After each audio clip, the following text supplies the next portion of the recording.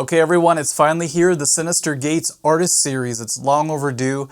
I remember way back in the day when my students introduced me to Avenged Sevenfold, and as I was listening, I was like, that guitar player is like all my favorite guitar players in one person, plus his own style added to it. I also have to quickly say that Zachy Vengeance doesn't get enough credit. He's the other guitarist in the band, and oftentimes he's doing dual leads with Synyster. So let's get right to it. There are a lot of techniques, and I just hope my fingers are ready for this. Here we go. Let's start with Synyster slides.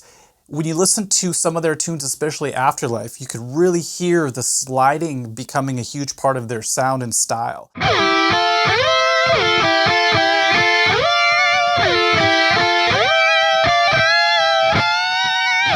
Same with some of his complex licks, he'll end it with a long slide.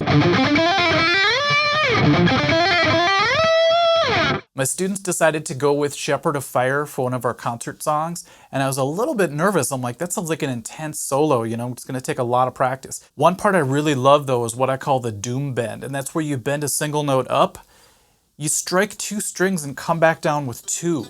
Now I did a video recently about the, I guess a lot of people are calling it the Hendrix bend, where you bend a note up and you come down on another string like this.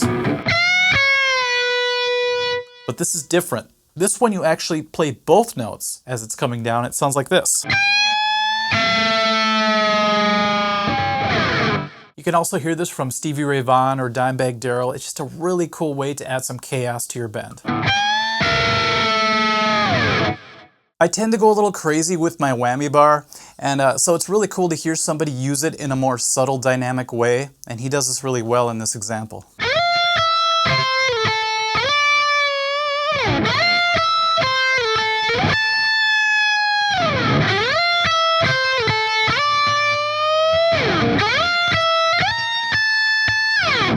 I learned a lot from watching John Petrucci's Rock Discipline. He talked about doing a lot of speed bursts when you play, and I could hear that a lot in Synyster's lead playing. He'll do these little clusters of really fast notes, and it sounds great. It's really fun to practice. It's something you can just do while you're watching TV, just practice speed bursts. But here are a couple examples. He does something like...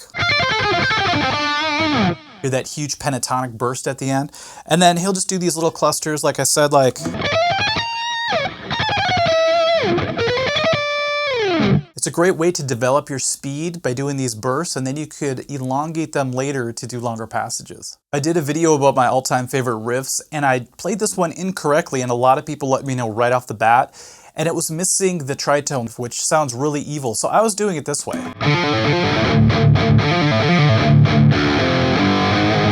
I always thought it was that, just because the sound of it, you could just tell it's some kind of like a pull-off, but really what it is, it's a pull-off to this tritone. Hear the difference? Gives it that Black Sabbath evil sound. Way more evil than... You have to be good at sweep picking, but you also have to be able to combine it with other techniques. So trem picking sweeps is what I call this.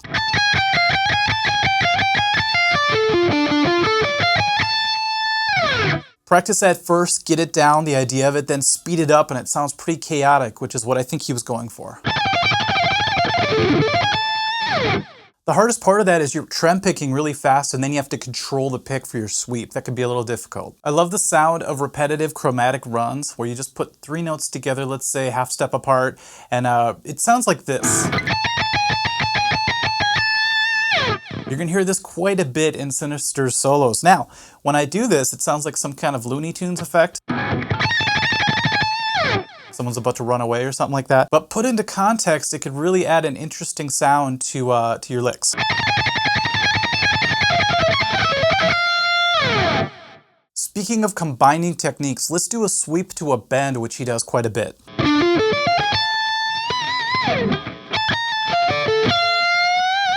Those are some examples of what I've seen him do. Something really cool about doing a bend at the end of that sweep, it just feels cool. Of course, we can't have an artist series without unison bends, but there are some extreme examples in Avenged Sevenfold's music. So we could just do this, right? Which, by the way, in the beginning of Critical Acclaim, which is what they opened with when I saw them live, the organ kicks in, the pipe organ. I just got chills. It was an amazing feeling. And then they came out and they hit these unison bends, and they're actually doing stacked unison bends.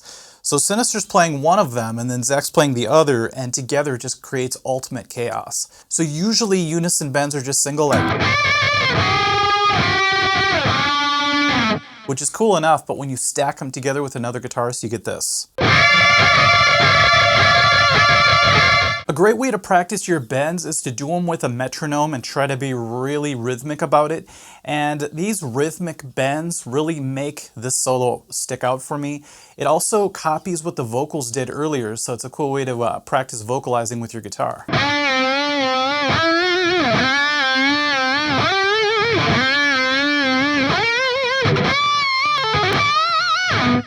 When I started in my music career, I started out with drums, but then I quickly went to violin in 6th grade.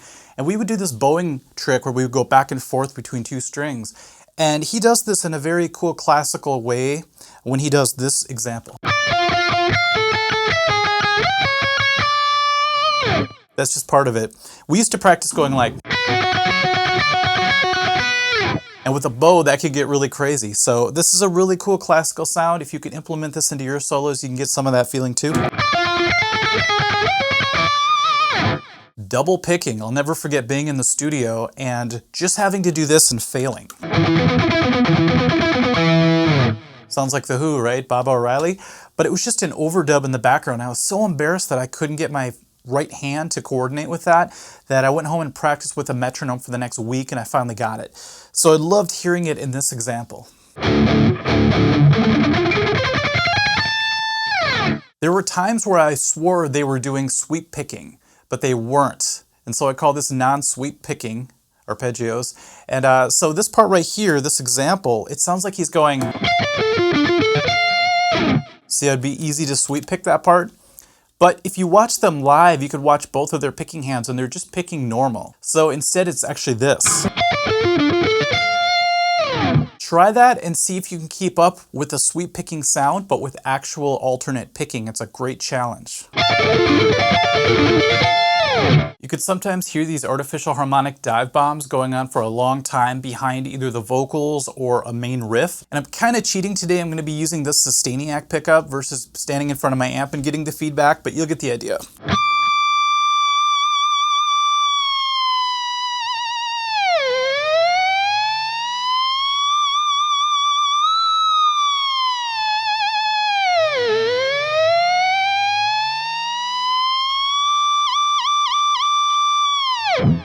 God, that's fun. So instead of just doing your typical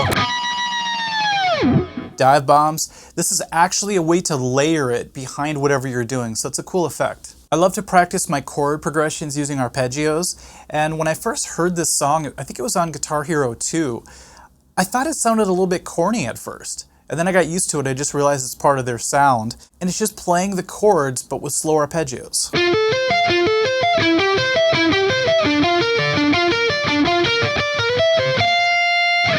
So it follows F, C, B flat, back up.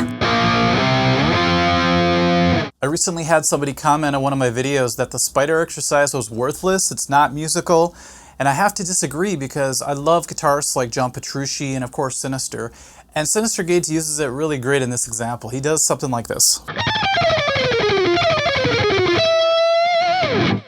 Not only does it sound cool, it's a great warm-up exercise. If you ever just want to do the spider exercise, get it to that speed, you're going to be happy with yourself. First time I heard Hail to the King, I was blown away by how long he did this pull-off routine. And it's one of these things where you're pedal toning it, so you're always going to be hitting that open E string, well, for the most part. And it really sets a cool sound, especially when you start adding notes around it like this.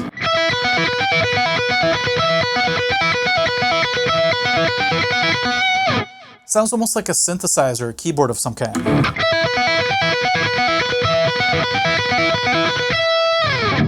Here the constant in the background is this open E string.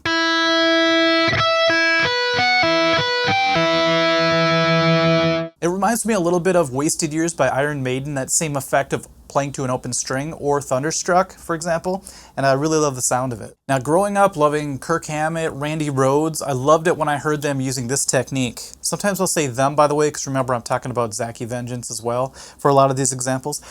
It's this circular 3 pattern that I love to do.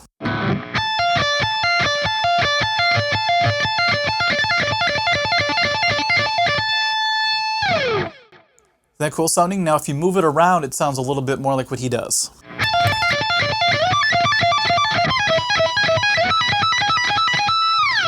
Okay, let's do another sweep variation. This time we're going to add a slide to the end of it. And I saw somebody do this way back in the day and it really intrigued me. So it's a cool way to add a couple extra notes to your sweep. That little slide at the end can be fun. It can be a little hard to execute at first. You really have to get right back to where you were to finish the descending part. Let's combine 2 of my favorite techniques. We have trem picking and sliding.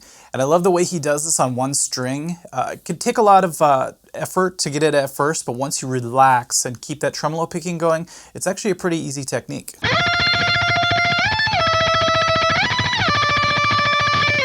The hard part is aiming when you're sliding that far. So from like the 19th fret to the 10th fret can be a little difficult. I love playing 6s as a guitar player. They just feel real round, like a circular pattern usually. And what I love about this one is it's so fast, but once you get the hang of it, you just lock in. It almost happens automatically. Here are the notes. You just play that with the fastest picking you can, you get what I call SYNYSTER 6s. A cool way to practice your arpeggios is to stagger them while you're climbing. So for example, if you have just a standard first form arpeggio, it's a good way to practice by staggering it like this. It's a fun way to use an arpeggio in an interesting way during your solo. So he does something like...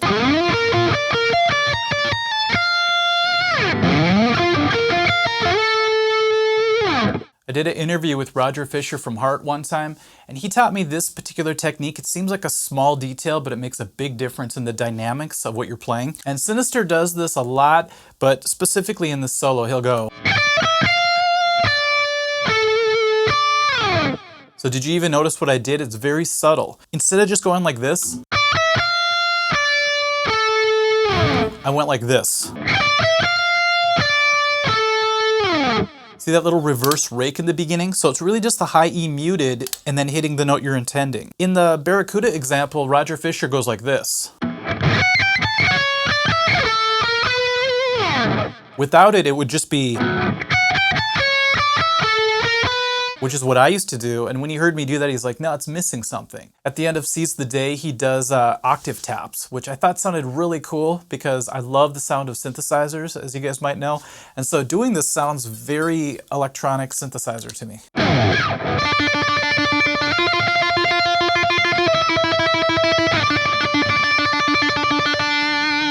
So what I like to do is just take whatever lick I'm doing, let's say I'm playing down here, and just adding the octave taps just for fun.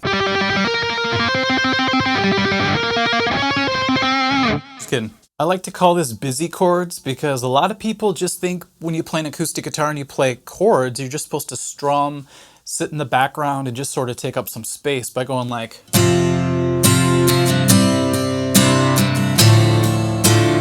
I like to call that campfire strumming, where you're not really trying to stand out with your guitar playing, you're just supporting whatever people are singing. And so in this example from Dear God, it's a lot more intense, a lot more involved, and if you want to get really good at acoustic guitar, I recommend giving this one a shot. So instead of just going G to D, for example, to E minor, they go like this.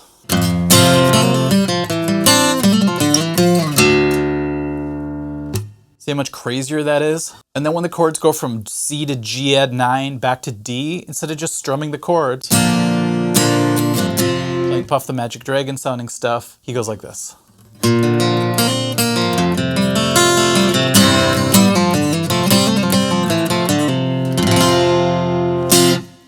It's a great practice just to take a regular chord progression. Let's just take 2 chords, G to D, and then dress them up.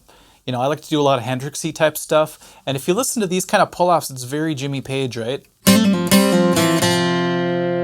So study what Page and Hendrix would do, and SYNYSTER, obviously, and you'll be good to go. All right, everyone, I think we covered all the techniques. There was a lot of them today. Hopefully some of these can be added to your own playing. That's always my goal with these videos. And I know I always do the same thing. I take the best of whatever I like in each artist and I try to add it to my own collection of techniques. Just new ways to express myself, and I think it's a good way to go. So thanks for watching, everyone. If you have any recommendations for the next artist series, leave them in the comments below, and I'll try to get to them eventually. I got a long list, so we'll see. Okay, thanks everyone. Bye-bye.